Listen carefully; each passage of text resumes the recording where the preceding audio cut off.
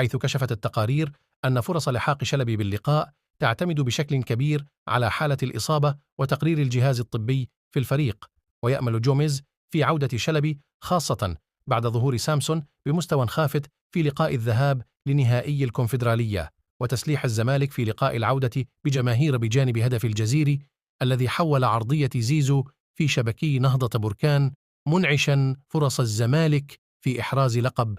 ذكرت تقارير صحفية الاتحاد المغربي لكرة القدم تعديل جدول مباريات نهضة بركان في الدوري المغربي. نهضة بركان الذي كان من المقرر أن يواجه نادي الرجاء المغربي ضمن منافسات الدوري المحلي، وبسبب المواجهة الحاسمة للنادي المغربي أمام الزمالك على استاد القاهرة الأحد المقبل، يبحث الاتحاد المغربي تأجيل لقائه أمام الرجاء لما بعد لقاء النهائي. يذكر أن الزمالك يسعى لطي صفحة خسارة